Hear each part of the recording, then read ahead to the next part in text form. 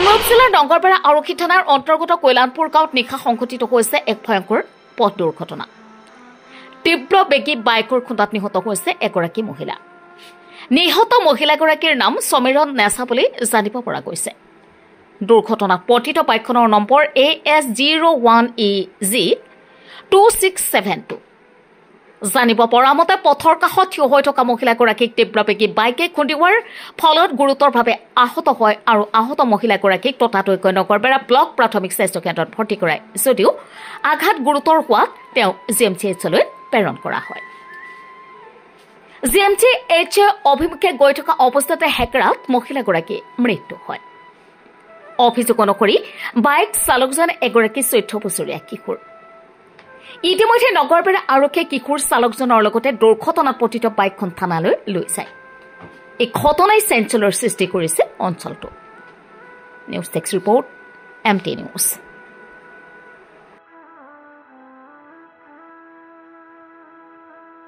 হৈছে নাইটৰ নিবাসী মইনুল হকৰ ল'ৰা, সৰু ল'ৰা, কম বয়সীয়া ল'ৰা। কিমান মান হ'ব বয়স? বয়স 14-15। গৈ আছিল মানে হস্পিটেলৰ সন্মুখত আছিল। এই মৃত্যু ব্যক্তিগৰাকী ক'ত গৈ আছিল? হস্পিটেলত যাব ধৰিছিল। হস্পিটেল যোৱা অৱস্থাতেই তেওঁ উদ্ভণ্ডালি কৰি বাইক চলাই যায়, বজাৰৰ মাজেৰে বাইক চলাই যায়, নিৰ্মমভাৱে আঘাত কৰি মানে পকী ৰাস্তাতেই স্পট ডেথ কৰাই দিলে। এতিয়া থানাত এজাহাৰ দিব হৈছে। থানাত এজাহাৰ নিশ্চয় দিম। আমি আহিলোঁ আৰু ল'ৰাজনক আমি আমাৰ বজাৰ কমিটিত ৰাখিছিলোঁ, ধৰি ৰাখিছিলোঁ, বায়ু সহকাৰে ধৰি ৰাখিছিলোঁ। প্ৰশাসনে আমাৰ বজাৰ কমিটিৰ পৰা লৈ আহিছে, থানাত চমজাই দিছে, থানাত লৈ আহিছে। কি বিচাৰে? লাইচেঞ্চ এইটো নাছিল নিশ্চয়? নিশ্চয় নাই, নিশ্চয় লাইচেঞ্চ নাছিল। কম বয়সীয়া ল'ৰাজন কম বয়সীয়া। কিমান বুলি ক'লে আনুমানিক বয়স? 14-15। এতিয়া কি বিচাৰে আপুনি? এজনী বিচাৰোঁ মানে ইয়াৰ উচিত শাস্তি আমি বিচাৰোঁ। উচিত শাস্তি যাতে ভৱিষ্যতে মানুহৰ মানে অঞ্চলৰ বা হয়তো সকলো মানুহৰ যাতে জীৱনটো যাতে নিৰাপদে যাতে আমি জীয়াই থাকিব পাৰোঁ, জীয়াই থকাৰ সুবিধাকণ যাতে আমি পাওঁ, এই আশাটোৱে আমি প্ৰশাসনৰ পৰা বিচাৰিছোঁ বা আমাৰ উচ্চতম কৰ্তৃপক্ষৰ পৰা আমি বিচাৰিছোঁ। মানে এইবিলাক উদ্ভণ্ডালি ল'ৰাৰ কাৰণে আমাৰ সাধাৰণ মানুহৰ ৰাস্তা ঘাটত চলা ফুৰাৰ বহুত ব্যাঘাত জন্মিছে। মাজে মাজে এনেকুৱা স্পট ডেথ তেওঁলোকে কৰি পেলায়, কিন্তু নাজানো যে তেওঁলোকৰ অভিভাৱকসকলে ইয়াৰ প্ৰতি সজাগ কিয় নহয়। আপুনি ক'লে স্পট ডেথ কৰি পেলাই, তাৰমানে কি ইচ্ছাকৃত ডেথ কৰাই দিছে, খুন্দাই দিছে, ডাইৰেক্ট খুন্দাই দিছে।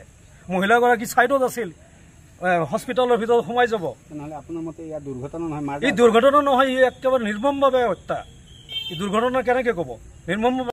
সন্ধিয়া ঠিক 5:30 মান বজাত কল্যাণপুৰ বজাৰৰ আগেদি ৰাস্তাত বাইক আৰোহী এজনে ৰাস্তাত থকা মহিলা এজনীক মুখামুখি খুন্দিয়াই দিয়ে। খুন্দিওৱাৰ ফলত মহিলাগৰাকী সংকটজনক অৱস্থাত নগৰবেৰা প্ৰাথমিক স্বাস্থ্য কেন্দ্ৰলৈ নিয়া হয় যদিও নগৰবেৰা স্বাস্থ্য কেন্দ্ৰৰ পৰা GMCলৈ ৰেফাৰ কৰে। GMCলৈ যোৱা অৱস্থাত হেকৰা নাপাওঁতেই মানুহজন ঢুকায়। এজনীৰ নাম সমীৰণ নেছা, বয়স আনুমানিক 60 মান হ'ব। বৰ্তমান নগৰবেৰা থানাত আছে। দুৰ্ঘটনা কৰা বাইকখন এতিয়া ক'ত আছে? বাইকখন নগৰবেৰা আৰক্ষীয়ে লৈ আহে থানালৈ। 01EG 2672।